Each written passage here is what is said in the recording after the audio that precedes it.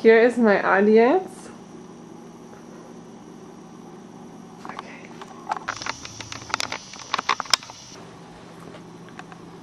Just stand back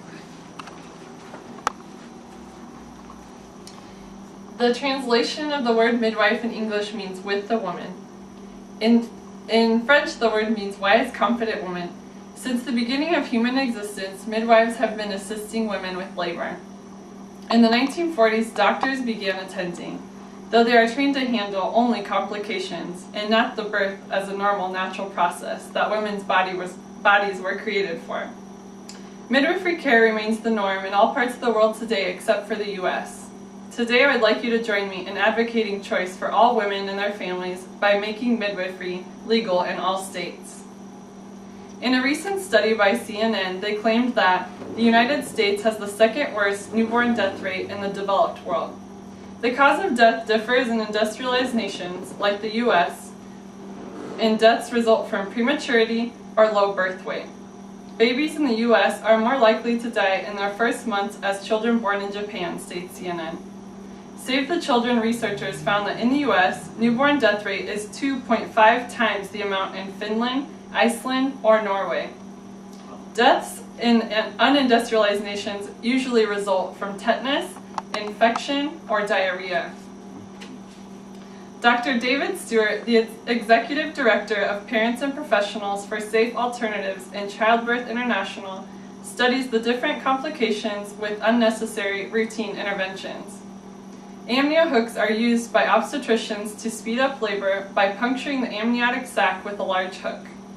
Oftentimes, the baby is not ready, and as time passes, the mother's chance of uterine infection increases, and if unsuccessful, will result in a cesarean section, commonly known as C-section.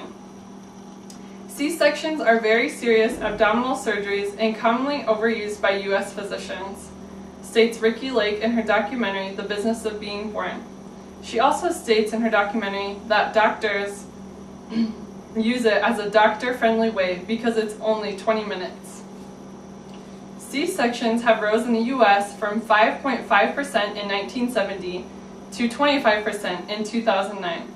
The average C-section rate in other countries is around 10%, with lower mortality rates, states Carl Jones in his book, Birth Without Surgery.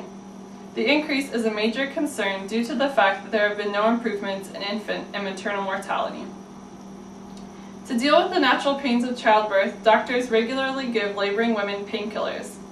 The New England Journal of Medicine revealed in several studies that many of these drugs result in serious side effects for the baby and sometimes the mother. The most common side effect is hypoxia, which starves the baby of oxygen and chokes the baby to death. The worst is being brain and central nervous system damage. Several other drugs, such as epidural morphine, Amytal, Valium, and Serotal are still used but have not been proven safe. Dr. Stewart states that the U.S. has the most expensive equipment in the world, but 20 other countries with much less high-tech equipment have more babies living through their first year of life than the U.S. Birthing is a billion-dollar industry in the U.S. and is treated as a business rather than a natural life event. Respiratory distress among newborns was 17 times higher in the hospital than in home births. The U.S. has the highest obstetrical intervention rates as well as a serious problem with malpractice units. Now that you are aware of this issue, you can make a difference. Continue educating yourself about birth, and it will empower you to be aware and take control of your body. Check out The Business of Being Born, a documentary by Ricki Lake that shows the reality of the American birth crisis.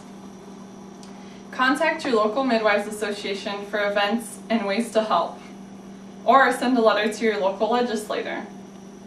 Elizabeth Davis, a women's healthcare specialist and certified midwife, states that the countries that have the lowest infant death rate use midwives as their primary care providers through healthy pregnancies. These countries include Holland, Denmark, and Sweden.